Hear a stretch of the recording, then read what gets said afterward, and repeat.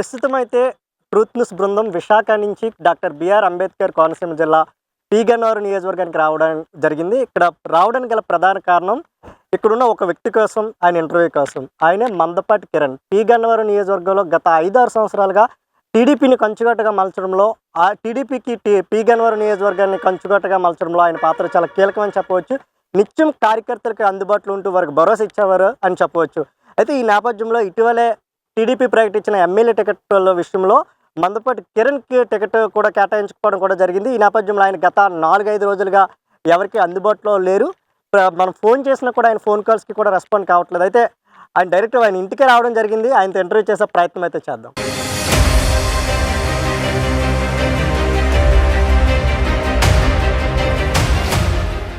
నమస్తే అండి కిట్టి గారు.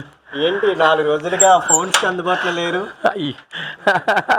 ఎలా ఉన్నారు? హ్యాపీ ఉగాది మీకు. Thank you. విష్ యూ అసలు మీరు ఫోన్స్కి అందుబాటులో లేరంట. చెప్తాను రండి. చాలా హ్యాపీ. అసలు అందరం నుండి అన్ని పనులు ఇలాగా నన్ను గుర్తించుకొచ్చారు. మీకు 4-5 రోజులుగా మేము ఫోన్ చేస్తూ ఉన్నాం, మీరు ఫోన్కి అందుబాటులో లేరు, కార్యకర్తలు ఎవరికి దొరకట్లేదు, అలకపాను పెక్కారని ఇన్ఫర్మేషన్ ఉంది. అది నిజమా కాదో తెలుసుకోవడానికి మీ దగ్గరికి రావడం జరిగింది. ఎన్కౌంటర్ విత్ కిట్టు కార్యక్రమానికి స్వాగతం. ఇప్పుడు నేను చేయబోయే ఇంటర్వ్యూకి ఒక ప్రత్యేకత ఉందని చెప్పవచ్చు. ఎందుకంటే ఇంటర్వ్యూ చేయడం కోసం, ఎస్పెషల్లీ ఒక్క ఇంటర్వ్యూ కోసం నేను విశాఖపట్నం నుంచి కోనసీమ జిల్లాలో ఉన్న పీ గన్నవరం నియోజకవర్గానికి రావడం జరిగింది. ఇక్కడ ప్రస్తుతం ఉన్న టీడీపీ సీనియర్ నాయకులు మందపాటి కిరణ్ గారితో నాకు గత 4 సంవత్సరాలుగా మంచి సత్సంబంధాలు అయితే ఉన్నాయి. నేను అర్ధరాత్రి 1 గంటకు ఫోన్ చేసిన ఆయన అయితే నా ఫోన్కి ఆన్సర్ చేసేవారు. కానీ గత 5 రోజులుగా ఆయన ఫోన్కి అందుబాటులో లేరు, కార్యకర్తలకి కూడా అందుబాటులో లేరు అనే సమాచారం నాకు అందింది. పీ గన్నవరం నియోజకవర్గంలో మొదటగా మహాసేన రాజేష్కి టీడీపీ టికెట్ అయితే కేటాయించింది. అయితే అప్పటి నుంచి కూడా మందపాటి కిరణ్ కాస్త దూరంగానే ఉంటూ వస్తూ ఉన్నారు. ఎందుకంటే గత 5 సంవత్సరాలుగా టీడీపీని ఈ నియోజకవర్గంలో బలోపేతం చేయడం కోసం ఆయన పాత్ర చాలా వరకు ఉందని చెప్పవచ్చు. చివరి వరకు ఆయన టికెట్ ఇస్తారని కూడా అందరూ కూడా ఎక్స్పెక్ట్ చేశారు. కానీ చివరి క్షణంలో టికెట్ మార్చారు.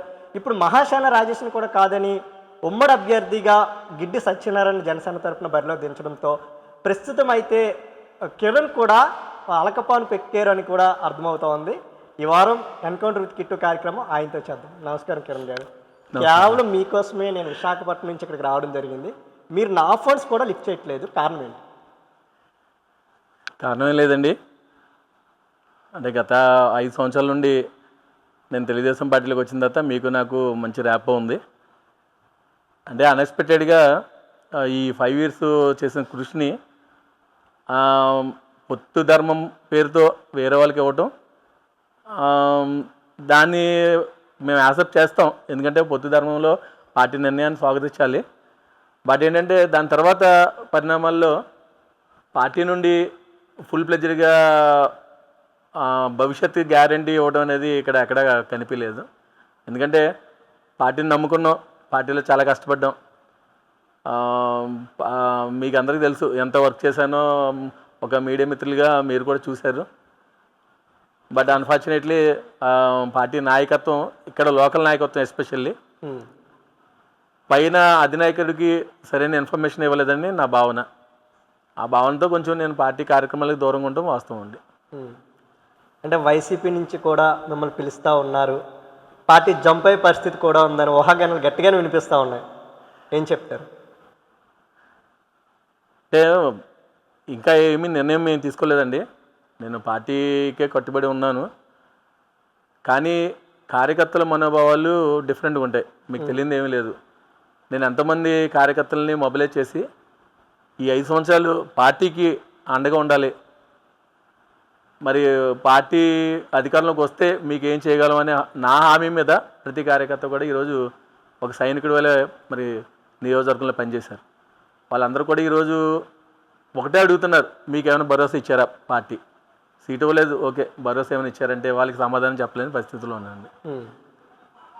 సో ఈ మీన్ టైంలో వైఎస్ఆర్సీపీ నుండి ఫోన్ కాల్స్, తర్వాత నాయకులు రావటం అన్నీ జరిగినాయి. వాళ్ళు కూడా వచ్చేయండి, పార్టీలోకి వచ్చేయండి, మీకు మంచి స్థానం ఇస్తామని చెప్పడం జరిగింది.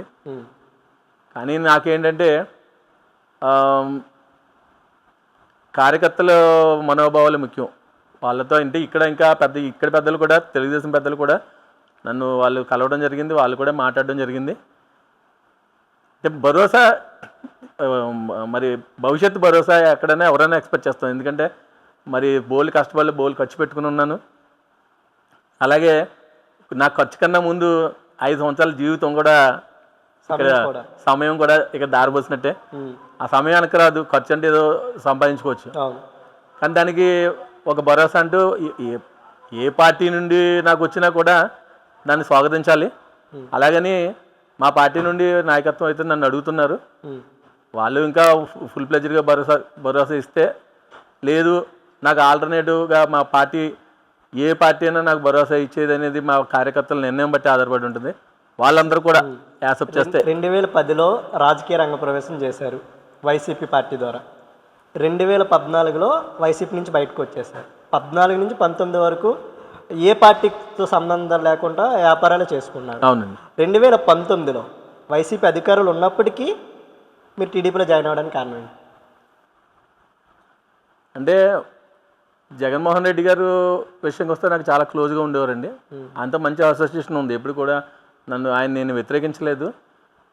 కానీ ఏమిటంటే ఇక్కడ వైఎస్ఆర్సీపీలో కొంతమంది కింద నాయకత్వం దానికి కొంచెం ఇబ్బందులు ఎదురే రాజీనామా చేసిన తర్వాత కొన్ని వ్యాపారం డెవలప్ చేసుకోవాలని వెళ్ళిన తర్వాత అంటే నేను ఒకటే అనుకున్నాను, ఆయన సీఎం అయ్యారు, సీఎం అయిన తర్వాత మళ్ళీ ఆయన దగ్గరికి వెళ్తే అధికారంలో ఉన్నాం కదా ఇప్పుడు వచ్చేది ఇతను అనుకుంటారని. తర్వాత ఈయన అధికారంలో లేరు, నేను ఫస్ట్ నుండి ఈయనకి అండగా నిలబడితే ఈయన అధికారంలోకి వస్తే నాకు మంచి భవిష్యత్తు ఇస్తారని ఒక ఉద్దేశంతో పార్టీలో జాయిన్ అయ్యాను. అంతే డెడికేషన్గా పనిచేశాను అండి. టీడీపీ కోసం మీకు ఎటువంటి ఇబ్బందులు ఎదురయ్యాయి? యాజ్ ఒక సాధారణ కార్యకర్తగా టీడీపీలోకి వచ్చిన మీరు నియోజకవర్గ స్థాయి నాయకుడిగా ఎదిగారు, ఎమ్మెల్యే టికెట్ కూడా ఆశించి భంగపడ్డారు. డే 1 to ఈ రోజు వరకు టీడీపీ కోసం పి గన్నవరం నియోజకవర్గంలో కిరణ్ ఏం చేశారు? యాక్చువల్గా నేను డే 1 నుంచి కూడా పార్టీలో జాయిన్ అయిన దగ్గర నుంచి ఇక్కడ ఒక 2-3 నాయకులు ఉన్నారు. వాళ్ళ నాయకత్వంలో నేను పనిచేయాలని వాళ్ళు ఇబ్బంది పెట్టడం, వాళ్ళతో కొంచెం ఇబ్బందులు ఎదురైనాయి. నన్ను మానసికంగా చాలా విధంగా ఇబ్బంది పెట్టారు. పదవులు లేవని స్టేజ్ ప్రోటోకాల్ కూడా ఇవ్వలేని పరిస్థితి. అట్లాంటి పరిస్థితులన్నీ ఓవర్కమ్ చేస్తూ ప్రతి కార్యకర్త, నియోజకవర్గంలో ఉన్న ప్రతి గ్రామంలో ఉన్న గ్రామశాఖ అధ్యక్ష కార్యదర్శులు అందరూ కూడా నాకు అండగా నిలబడి నన్ను ముందుకు తీసుకెళ్ళి ఈరోజు రేస్లో నెంబర్ 1 ప్లేస్లో ఉండేలాగా, మరి నియోజకవర్గంలోనే మందపాటి కిరణ్ కుమార్ అంటే అందరికీ సాఫ్ట్ కార్నర్ ఉండి ఎంత కష్టపడ్డాడన్న ఒక విషయాన్ని ప్రతి గ్రామశాఖ కార్యదర్శి, అట్లా అధ్యక్ష కార్యదర్శులు, అట్లాగే నియోజకవర్గంలో నాయకులు, పౌరులందరూ కూడా గుర్తించారండి. అంటే ఈ ప్రశ్న మీకు సమాధానం చెప్పగలిగితేనే సమాధానం చెప్పండి, లేకపోతే లేదు. వైసీపీలో చూసినట్టయితే మోర్ దెన్ 50 మంది సిట్టింగ్స్కి సీట్లు మార్చేశారు.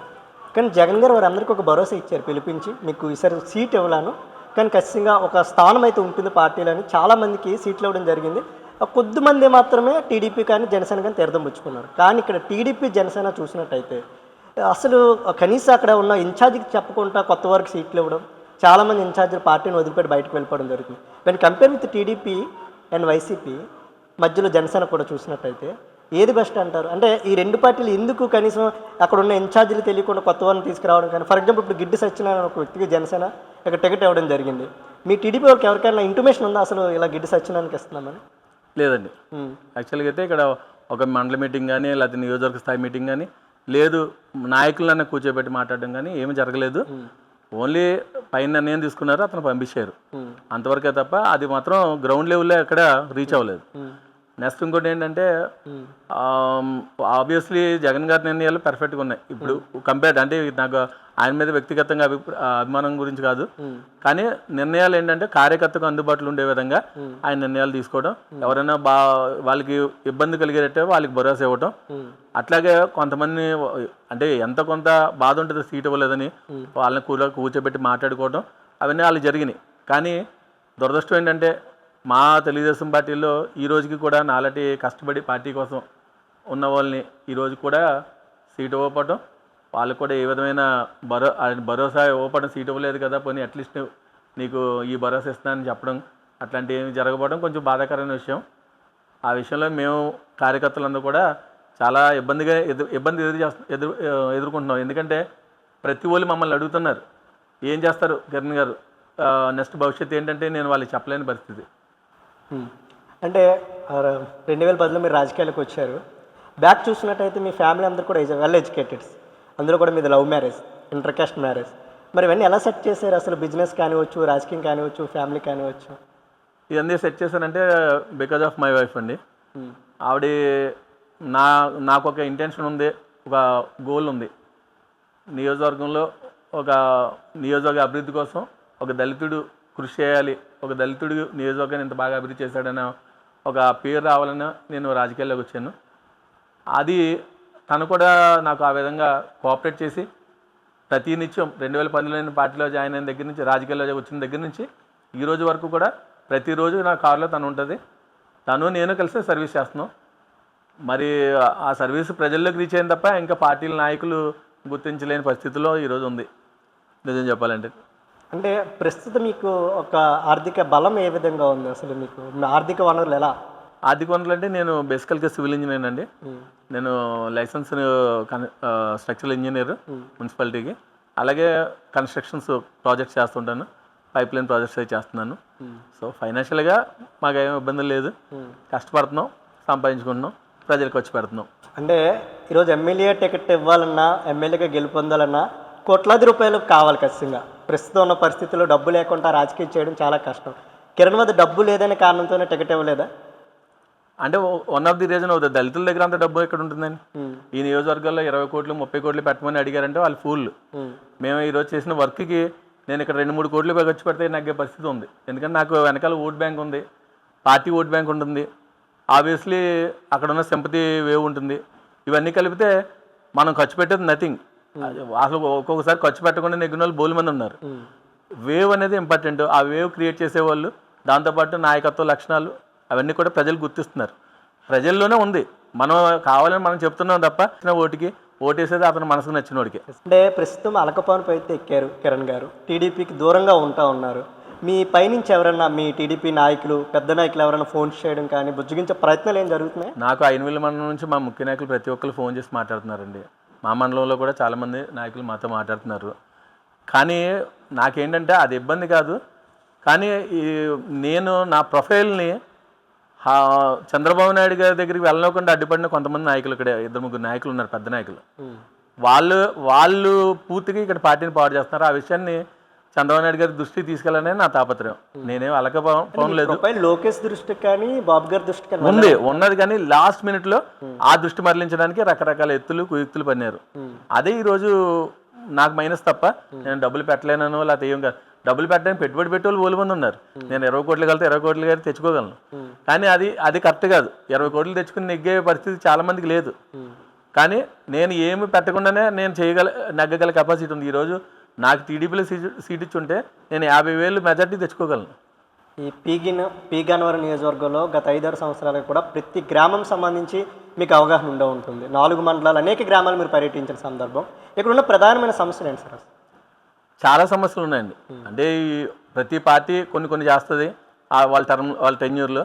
అట్లాగే మా తెలుగుదేశం హయాంలో రోడ్లు అయితే బ్రహ్మాండంగా వేశారు, ఎల్ఈడి లైట్లు వేశారు. ఆ తర్వాత అంటే ఏసీ ఆల్రెడీ ఇది ఒక 10 years అయిపోతుంది. ఈ 10 yearsలో మళ్ళీ చిన్న గోతులు పట్టడం, దాన్ని ప్యాచ్ వర్క్ చేయలేని పరిస్థితులు ఈ పార్టీ ఉంది. అది కూడా ఇప్పుడు ఈ 6 నెలల్లో వాళ్ళు కూడా దృష్టి పెట్టారనుకోండి. కానీ ముఖ్యంగా ఏంటంటే లంక గ్రామాలు ఉన్నాయండి మాకు ఇక్కడ. లంక గ్రామాలకు వచ్చేటప్పటికి దానికి గ్రోయింగ్స్ చేసి రిబిట్మెంట్ చేయాల్సిన పరిస్థితి ఉంది. ఎందుకంటే నది పరివాహక ప్రాంతం అవడంతో నది కోతకి జరుగుతుంది వరదల్లో. దానికి తగ్గట్టు ఆ గ్రోయింగ్స్ చేయడం అదొకటి దృష్టి పెట్టాలి. తర్వాత లంక గ్రామాలు ఊడిమూడు ఉందండి, ఊడిమూడు లంక. అక్కడ 2 లంక గ్రామాలకు ఒక 1,500 మంది ఓటర్లు ఉన్నారు. వాళ్ళందరికీ కూడా లింకప్ చేస్తూ ఒక బ్రిడ్జ్ ఒకటి ఎప్పుడో హామీ ఇచ్చారు. మా తెలుగుదేశం పార్టీలో హయాంలో హామీ ఇచ్చారు. అది అనుకోకుండా కొన్ని కారణాల వల్ల వెనక్కి వెళ్ళింది. తర్వాత వీళ్ళు ఏదో చేస్తూ ఉన్నారు, వీళ్ళు కూడా చేయలేకపోయారు. అదొక మెయిన్ ఈ నియోజకవర్గంలో ఉన్న పెద్ద సమస్య. ఆ సమస్య ఒకటి తెచ్చాలి. దాని తర్వాత తాగునీటి సమస్య. చుట్టూ వాటర్ ఉంది కానీ సరైన డ్రింకింగ్ ఫెసిలిటీ లేదు. చంద్రబాబు నాయుడు గారి హయాంలో పబ్లిక్ హెల్త్ ద్వారా మంచి ప్రాజెక్ట్స్ తీసుకొచ్చారు. కానీ అది అంతా కూడా పేపర్ మీద అయ్యి తర్వాత వర్క్లోకి వచ్చేటప్పటికి ఈ గవర్నమెంట్ మారడంతో కొంచెం ఇబ్బందులు ఎదురైనాయి. దాని తర్వాత మళ్ళీ ఇప్పుడు ఈ ప్రభుత్వం వచ్చిన తర్వాత జలజీవన్ మిషన్ అని చెప్పి కేంద్ర ప్రభుత్వం ద్వారా వచ్చిన నిధుల ద్వారా చేస్తున్నారు. అవి కూడా కొంత ఫుల్ ప్లెడ్జ్గా నీరు కనెక్షన్ ఇంకా ఇవ్వలేదు. అవన్నీ ఇస్తే కొంతవరకు తీరుతుంది, కానీ సమస్య అయితే అలాగే ఉంది. ఆ సమస్య తీర్చాలంటే దాని మీద దృష్టి పెట్టాలి. తర్వాత నియోజకవర్గంలో శ్మశానాలు ఉన్నాయి, శ్మశానాలు ఎక్కడ కూడా నడిచి వెళ్ళే పరిస్థితి లేని ఉన్నాయి చాలా. వాటి మీద దృష్టి పెట్టాలి. అట్లాగే మన కాలువ గట్టు అంటే గోదావరి గట్టు అంతా కూడా బండి కొంచెం స్ట్రెంథన్ చేయాల్సిన అవసరం ఉంది. ఎందుకంటే చాలా సంవత్సరాలు అయిపోయింది, స్ట్రెంథన్ చేయాలి. ఇటు వచ్చేసేటప్పటికి నియోజకవర్గంలో ఎక్కువ నిరుద్యోగ సమస్య ఉంది. ఈ నిరుద్యోగ సమస్య వల్ల సరైన ఉపాధి లేక మొత్తం అందరూ కూడా గల్ఫ్ వెళ్ళి నాన్న పాటలు పడుతూ అక్కడ ఏదో భార్య వెళ్ళిందంటే ఇక్కడ భర్త తాగేసి ఆమె సంపాదించిన డబ్బంతా పాడు చేయటం, అలాగే భర్త వెళ్ళాడంటే ఇక్కడ పిల్లలు పాడు చేయటం, అట్లాగే మొత్తం మీద ఆ సమస్య వల్ల ఉపాధి కోసం బయటికి వెళ్ళడం. ఆ ఉపాధి ఇక్కడ మనం కల్పించగలిగితే వాళ్ళు బయటికి వెళ్ళరు, వాళ్ళ కుటుంబాలు బాగుంటాయి. ఇట్లాంటి చాలా ఉన్నాయి. ఒక పిల్లలకి ఒక అమ్యూజ్మెంట్ పార్క్ కానీ అట్లీస్ట్ సరదాగా వెళ్ళి ఒక మామూలుగా ఎంజాయ్ చేయడం సండే ఈవినింగ్ అని ఒక పార్క్ కానీ నియోజకవర్గ హెడ్ క్వార్టర్స్లో కానీ లేకపోతే మండల హెడ్ క్వార్టర్స్లో కానీ ఎక్కడా లేవు. అదొక చాలా సమస్య అండి. ఇప్పుడు దానివల్ల ఏమవుతుందంటే పిల్లలు సెల్ ఫోన్లకి ఎడిక్ట్ అయిపోవటం, ఇంట్లోనే మోస్ట్ ఆఫ్ ది టైం గడపటం, వాళ్ళకి ఏమో హెల్దీ అట్మాస్ఫియర్ లేకపోవడం జరుగుతుందండి. ఇదంతా కాదు, ఇంతకీ కిరణ్ గారు వైసీపీలో ఎప్పుడు జాయిన్ అవుతున్నారు? ఏం లేదండి, అలాంటి ఆఫర్ ఏం రాలేదు. నేను కూడా అదేం దృష్టి పెట్టలేదు. నేను అంటే బేసికల్గా నేను వ్యాపారం మీద దృష్టి పెట్టాను ప్రజెంట్. దానివల్లే నేను బయట రాలేకపోతున్నాను. అంటే మీకేంటంటే ముఖం చూపించలేకపోయాను. ఎందుకంటే అందరూ హోప్ పెట్టుకున్నారు కిరణ్ కుమార్ సీట్ వస్తుందని. ఇట్లాంటి సిచ్యువేషన్లో ఏం మాట్లాడతాం? మీరు ఫోన్ చేస్తున్నారు, నాకు ఫోన్ చేసినా నేను మాట్లాడలేని పరిస్థితిలో కట్ చేస్తాను తప్ప వేరే ఆలోచనలు అంటూ ఏం కాదు. గిడ్డి సత్యనారాయణ గారి గెలుపుకి కృషి చేస్తారా, లేదంటే ఇలా సైలెంట్గానే ఉంటారా? అంటే ఇది నా ఒక్కడితో ముడిపడింది కదండి. మొన్న వచ్చారు సత్యనారాయణ గారు, వచ్చి కూర్చోవడం మాట్లాడడం జరిగింది. కలిశారు, ఇక్కడికి వచ్చి కూర్చున్నారు, మాట్లాడారు.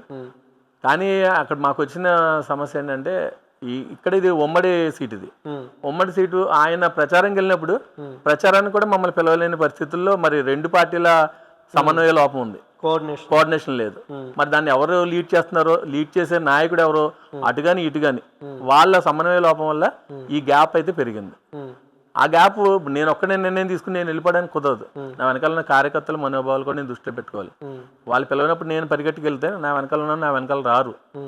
సో నేనేంటంటే వాళ్ళకి గౌరవం ఇచ్చి, వాళ్ళ మనోభావాలకు గౌరవం ఇచ్చి నేను సైలెంట్గా ఉన్నాను తప్ప ఆయన వచ్చి నాతో కలిసి పనిచేస్తానంటే నాకు అభ్యంతరం ఉంది.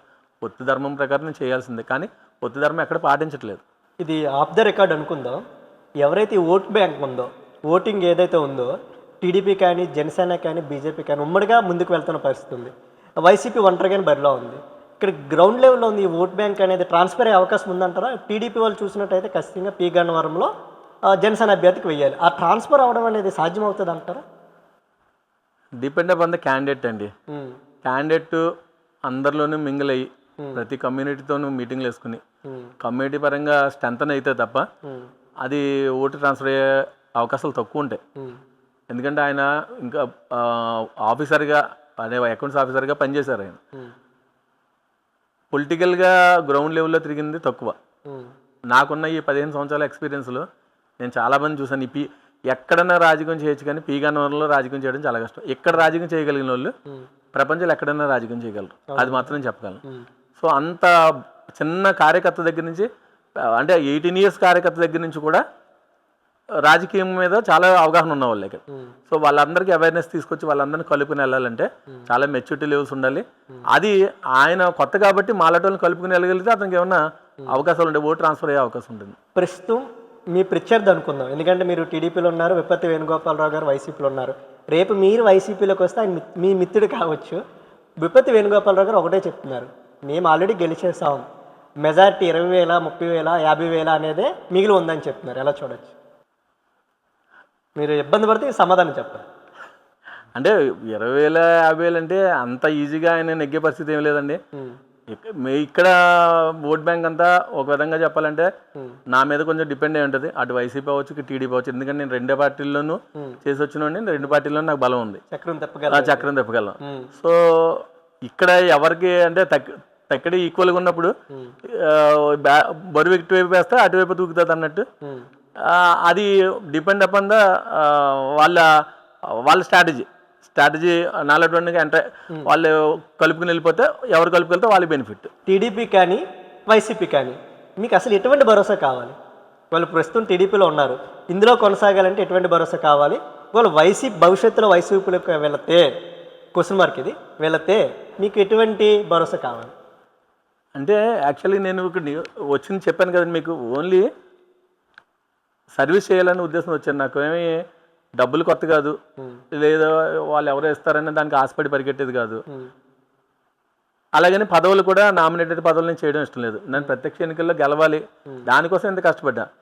మా అధినేత చంద్రబాబు నాయుడు గారు భవిష్యత్ గ్యారెంటీ అని ఒక కార్యక్రమం పెట్టారు, నెక్స్ట్ అండ్ ప్రోగ్రామ్. అది ఎవరు చేశారో తెలియదు కానీ నేనైతే 44, మాకు 68 గ్రామాలండి ఇక్కడ. ఈ 68 గ్రామాల్లో 44 గ్రామాల్లో నేను ప్రతి గ్రామంలో భవిష్యత్ గ్యారెంటీ చేశాను. ఎందుకంటే ప్రజలకి చేసే మేలు మనం చెప్పగలం, పార్టీ ఏం మేలు చేయగలిగిందని చెప్పాలి, దాన్ని ప్రజల్లో తీసిపోయాం. సో ఇప్పుడున్న పరిస్థితుల్లో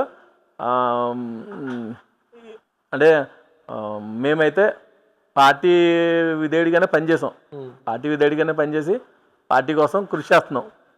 సంక్షేమం, అభివృద్ధి ఏ రాష్ట్రానికన్నా రెండు కళ్ళు అని చెప్పవచ్చు. కానీ వైసీపీ చూసినట్టయితే సంక్షేమంలో టాప్ ప్లేస్లో ఉందని చెప్తా ఉన్నారు, కానీ అభివృద్ధి విషయంలో కొంచెం కిందనే ఉందని చెప్పవచ్చు. సంక్షేమ విషయంలో వైసీపీ సక్సెస్ అయింది అనుకోవచ్చు. 100% సక్సెస్ అయిందండి. సంక్షేమం ఇప్పటి వరకు చూడండి, మీరు ప్రస్తుతం టీడీపీలో ఉన్నారు, అక్కడ కెమెరా ఉంది, ఇది యాస్టీజ్గా ప్లే అవుతుంది, మీరు టీడీపీ నాయకుడిగా వైసీపీని పొగుడుతూ ఉన్నారు ఇక్కడ, అది కూడా ఆలోచించి సమాధానం చెప్పండి. అంటే అట్లే కదండి, ఎవరు చేసినా, మన నాయకుడు చేసినా ఆ నాయకుడు చేసినా నిజంగా ఒప్పుకోవాలి, ఇదేమీ మనం దాచుకునేది కాదు. సంక్షేమం అయితే అతను మొత్తం చేయగలిగారు ఆయన. ఇంకా అభివృద్ధి అనేది బేసికల్గా మనము రాష్ట్రానికి రాజధాని లేదని చెప్పుకోవడానికి కొంచెం సిగ్గుపడ్డాం. తర్వాత కూడా 2-3 సంవత్సరాలు ఇబ్బంది పెట్టింది కరోనా.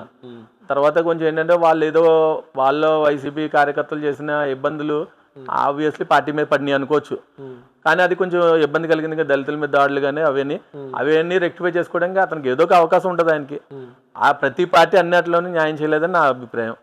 అలాగని చెప్పి ఇప్పుడు చంద్రబాబు నాయుడు గారి హయాంలో కూడా కొన్ని తప్పులు జరిగినాయి, అవన్నీ తర్వాత ఆయన ఓవర్కమ్ చేసుకుని నెక్స్ట్ అటెంప్ట్కి అది లేకుండా చేసుకోగలిగారు. అలాగే ఇక్కడ వైసీపీ వైనాట్ 175/175 అంటుంది, వైనాట్ కుప్పం కూడా అంటుంది. మొన్న వీళ్ళ స్లోగన్ ఎప్పటి నుంచో ఉంది, కాకపోతే టీడీపీ ఈ మధ్య కాలంలో వైనాట్ కుప్పం అంటుంది. ఇక్కడ చిన్న ఎగ్జాంపుల్ చెప్తాను మీకు.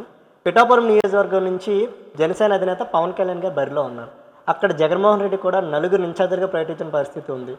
మిథున్ రెడ్డి కానివచ్చు, లేదంటే ఎంపీ అభ్యర్థిగా ఉన్న సునీల్ కానివచ్చు, దూరంపూడి చంద్రశేఖర్ రెడ్డి కానివచ్చు, లేదంటే కాపు ఉద్యమ నేత ముద్రగడ పద్మనాభం, 3 మండలాల్ని 4 పెట్టిన పరిస్థితి ఉంది.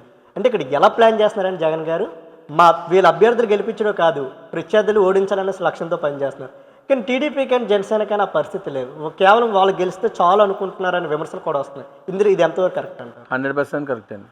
ఎందుకంటే ఒక చెస్ గేమ్ తీసుకోండి, చెస్ గేమ్లో అవతల రాజులు మన రాజు ఉంటాడు. మనం నెగ్గాలంటే అవతల రాజు మీద అటాక్లు చేస్తాం. ఎప్పుడైతే అటాక్ చేస్తామో అవతల వాడు డిఫెన్స్ ఆడేటంటే డెఫినెట్గా ఓడిపోతాడు. వాడే అగ్రెసివ్గా మన మీద అటాక్ చేసినప్పుడు మనం తగ్గుతాం.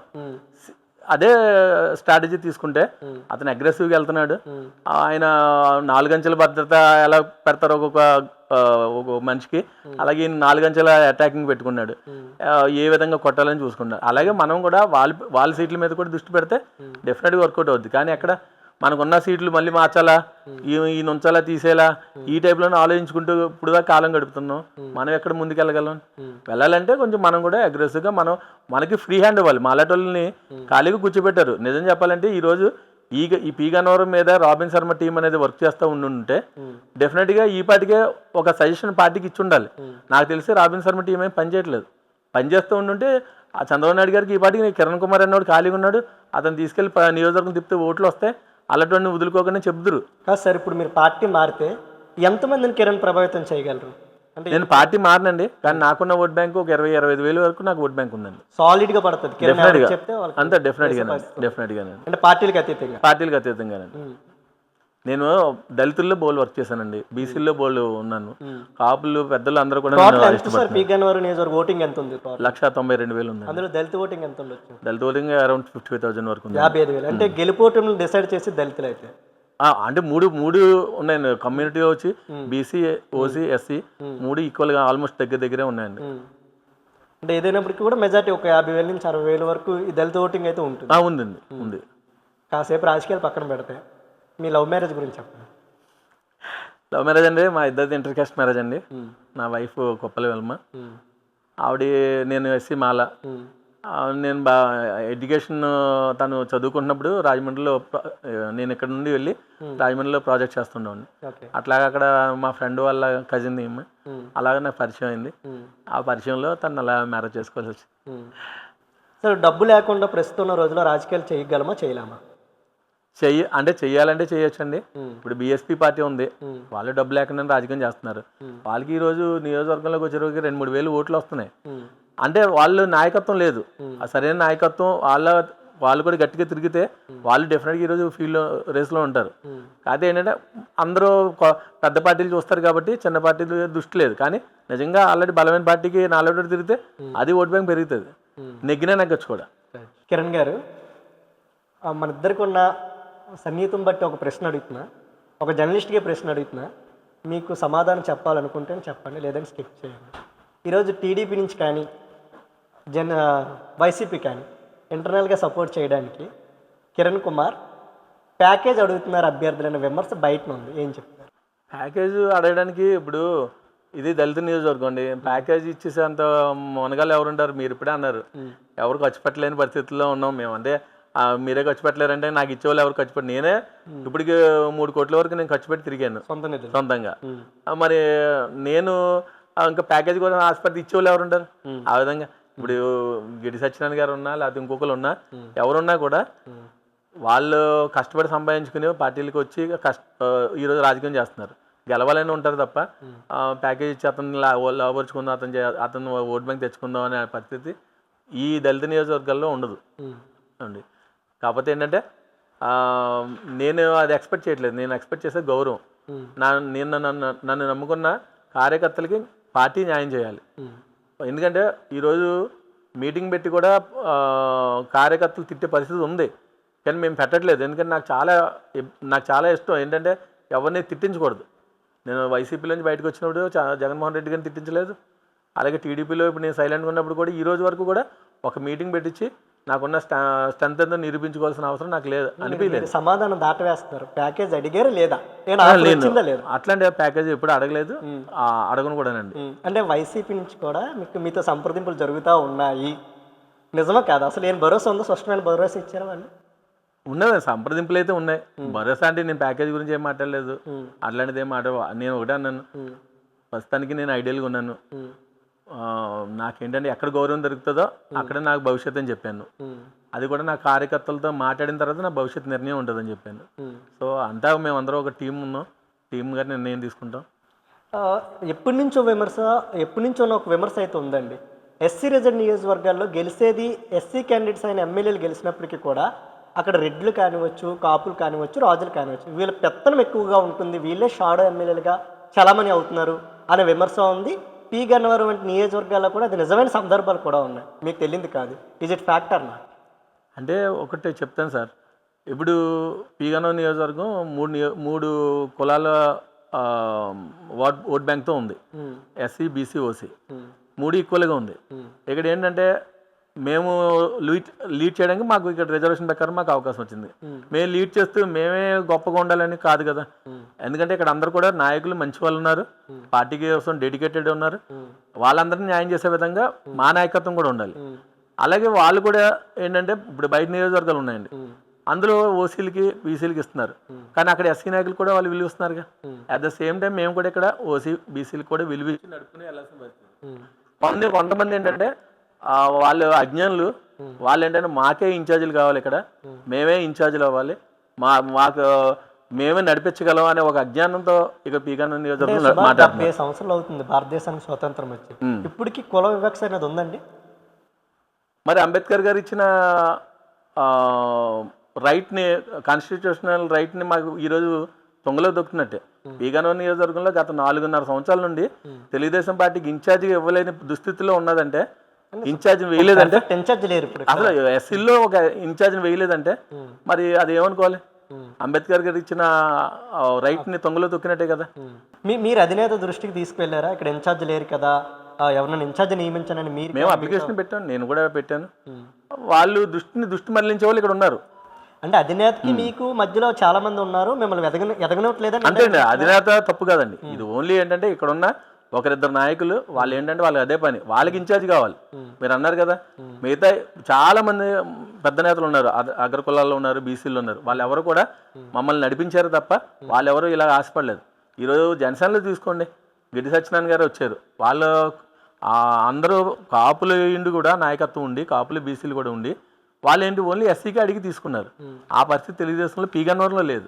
సార్ మొన్న రీసెంట్గా ఎంపీ అభ్యర్థిపై కూడా జనసేన సంబంధించిన కొంతమంది జన సైనికులు ఎంపీ అభ్యర్థి కారుపై కూడా దాడి చేశారు. టీడీపీ ఎంపీ అభ్యర్థి ఉన్నారు కదా, హరీష్ కారుపై కూడా దాడి చేశారు. ఆ సంఘటన ఏ విధంగా చూడొచ్చు అంటారు? అంటే ఆ టైంలో నేనైతే లేనండి. నేను వచ్చేటప్పటికి కూడా హరీష్ గారు అయితే అది అనుకోకుండా జరిగింది అన్నట్టు చెప్పడం, దాని మీద మళ్ళీ వ్యక్తిగతంగా నేను కామెంట్ చేయకూడదు. అంటే ఫైనల్గా అటు విప్పర్తి, ఇటు గిడ్డి సత్యనారాయణ, మధ్యలో కిరణ్, పీగన్నవరం నియోజకవర్గ ప్రజలకు ఏం చెప్తారు? నియోజకవర్గ ప్రజలకైతే ఒకటే చెప్పగలండి, కిరణ్ కుమార్ వస్తే అభివృద్ధి మాత్రం కన్ఫామ్గా వస్తుంది. కిరణ్ కుమార్ రాకపోతే అభివృద్ధి ఎలా ఉందో ప్రీవియస్గా చూశారు. అభివృద్ధి కావాలంటే కిరణ్ రావాలి. అది మాత్రం ఇండిపెండెంట్గా పోటీ చేస్తున్నారు. ఏమైనా జరగచ్చు, నేను అది చెప్పలేనండి. అంటే భవిష్యత్ నిర్ణయం మా కార్యకర్తల మీద, మా ఆలోచన మీద ఉంది. కాకపోతే స్పష్టమైన హామీ రాకపోతే ఖచ్చితంగా ఇండిపెండెంట్గా బరిలో దిగి అలాగని నేను చెప్పలేనండి. ఇండిపెండెంట్గా వేసే ధైర్యం చేయను, ఎందుకంటే ఇండిపెండెంట్ చేయడం వల్ల నేను పార్టీని పాడు చేసినట్టే తప్ప ఏ పార్టీకి ఉపయోగం ఉండదు. నేను నెగ్గుతాననేది లేదు. అట్లాంటప్పుడు నేను ఇండిపెండెంట్గా వేస్తాననేది కాదు. కానీ ఏంటంటే భరోసా పార్టీ అధినేత ఇస్తారు, అధినేత వస్తున్నారు రేపు 11న, ఆయన దృష్టిలో పెడదాం అనుకుంటున్నాను. ప్రయత్నం చేస్తున్నారు, డెఫినెట్గా చేస్తాను. కలవనిస్తారా? ఎవరు కలవను, నేను ఎన్నాళ్ళు ప్రయత్నం చేయలేదు. కూడా మాకు ఒక విషయం తెలిసింది, మీ అధినేత ఇక్కడ రామచంద్రపురం వచ్చారు ఎన్నికల ప్రచారానికి. అప్పటి వరకు ఉన్న మీ పేరు అప్పుడు ఎలా మిస్ అయిపోయింది? అదే రాజకీయం అదే చేస్తున్నారండి. ఆయన కలిసే లిస్టులో నా పేరు ఇచ్చారు. 16 మంది బ్రేక్ఫాస్ట్ మీటింగ్ ఉంది, దాంట్లో నా పేరు ఉంది. కానీ ఆయన దగ్గర నుంచి వచ్చే ఫోన్ కాల్స్ దగ్గర వచ్చేటప్పుడు నా పేరు లేకుండా చేయగలిగారు. అదే ఫస్ట్ నుండి చేస్తుంది తతంగం. ఇది చంద్రబాబు నాయుడు సార్ దృష్టిలోకి పెట్టాలని నేను చూస్తున్నాను. ఎందుకంటే ఆయన ఈ 175 నియోజకవర్గాల మీద తిరిగేటప్పుడు ఈ చిన్న చిన్న నియోజకవర్గం మీద గమ్ముని ఆ విధంగా దృష్టి కనపట్లేదు. దాంతో వీళ్ళు ఏంటంటే వీళ్ళు ఆడింది ఆట, ఇక్కడ ఒక ఇద్దరు నాయకులు ఉన్నారు, వాళ్ళు ఆడింది ఆట వాళ్ళే పనిగా పెట్టుకుంటున్నారు. త్వరలో అవి కూడా మాట్లాడతాను, వాళ్ళ పేర్లతో సహా అన్ని బయట పెడతాను, మీడియా ముందు పెడతాను, వాళ్ళని ఎండగడతాను. వాళ్ళకి ఈ రోజు నేను చెప్తాను కదండి, ఈ రోజు నియోజకవర్గంలో నాకు ఏదైతే ఇబ్బంది కలిగేశారో వాళ్ళని రోడ్డుకి ఎర్చాలి. రోడ్డుకి ఎర్చకపోతే నాలుగు చాలా మంది సఫర్ అవుతాడు. నాకు భయం ఏమి ఉండలేదు, నాకేమీ దేనికి వెనకాడు. ఈరోజు నియోజకవర్గంలో ఈ 5 సంవత్సరాల్లో ప్రతి రూపాయి నేను నా సొంత డబ్బులు ఖర్చు పెట్టి తిరిగాను తప్ప ఎవరి దగ్గర ఒక టీ కూడా నేను తాగలేదు. ప్రతి వాళ్ళకి నేను పెట్టుకుని తీసుకెళ్తాను, నా ఇష్టం. ఎందుకంటే నాకు నన్ను నడిపించే నాయకులందరినీ నేను మంచిగా చూసుకోవాలి, అది కోరిక. కానీ ఎవరి దగ్గర మాత్రం నేను తీసుకోలేదు. అలాగే కష్టపడి పనిచేశాను, పార్టీకి లాయల్గా ఉన్నాను. కరోనా సమయంలో నేను చేసిన సేవలు మామూలుగా చేయలేదు. అది నేను ఎప్పుడు చెప్పుకోను బయటికి. మీ విలేకరులతో సహా ప్రతి ఒక్కరికి కూడా నేను కరోనా సమయంలో అందుబాటులో ఉన్నాను. ఎంతోమందికి వైద్య సదుపాయం అందజేశాను. అలాగే ఫ్లడ్స్ వచ్చినట్టే ఈ 15 సంవత్సరాల్లో ప్రతి ఫ్లడ్కి నేను లంకల గ్రామాలకు వెళ్ళి వాళ్ళకి అన్ని సేవలు చేస్తాను. అలాగే వాళ్ళకి ఏం కావాలో భోజన సదుపాయం దగ్గర నుంచి ప్రతిదీ కూడా నాకు చేయగలిగిన సహాయం చేసి రావడం జరుగుతుంది. అలాగే మీకోసం మా టీం రీఛార్జ్ చేసినప్పుడు మాకు ఒక విషయం అయితే తెలిసింది. ప్రస్తుతం ఎవరైతే ఎమ్మెల్యేగా ఉన్నారో కొండేటి చిట్టుబాబుకి కిరణ్కి కొన్ని సంబంధాలు ఉన్నాయి, ఇద్దరికి కూడా ఇంటర్నల్గా వ్యాపార లావాదేవీలు ఉన్నాయి అనే విమర్శ అయితే ఉంది. ఏం చెప్తారు? అసలు కొండేటి చిట్టుబాబు గారికి నాకు ఎప్పుడు అంటే ఆ రేపో లేదు. ఫస్ట్ నుండి రైవల్స్ కింద ఉన్నాం. అంటే గొడవలు అంటే మా ఇద్దరి మధ్య ఏం గొడవలు కాదండి, సీటు గురించి ఆధిపత్యం. ఆయన నేను వైసీపీలో చేసినప్పుడు మా ఇద్దరికి పోటీ, ఆ పోటీ తత్వమే తప్ప ఏ రోజు ఆయనతో వ్యాపార సంబంధాలు కానీ ఈ 5 సంవత్సరాల్లో ఆయనతో నేను మాట్లాడిందే లేదు. ఇంక వ్యాపార సంబంధాలు ఎలా ఉంటాయి చెప్పండి? సంబంధాలు లేదు, అసలు లేదండి. థ్యాంక్ యూ సార్, మా ఫోన్ తీయకపోయినా థ్యాంక్ యూ సార్, మాకు ఇంటర్వ్యూ ఇచ్చినందుకు ధన్యవాదాలు. అది మీరు అందరికీ అనుకోకుండా మీరు ఇలా వచ్చి మరి ఈ ఇంటర్వ్యూ చేయడం, అట్లాగే మరి మీ ద్వారా నాకున్న పెయిన్ ప్రజలకు తెలియజేయడానికి ఒక అవకాశం ఇచ్చినందుకు మీకు, మీ క్రూకి అందరికీ కూడా మరి ధన్యవాదాలు తెలియజేస్తూ, అలాగే మీ అందరికి కూడా ఉగాది శుభాకాంక్షలు తెలియజేస్తూ థ్యాంక్ యూ సో మచ్.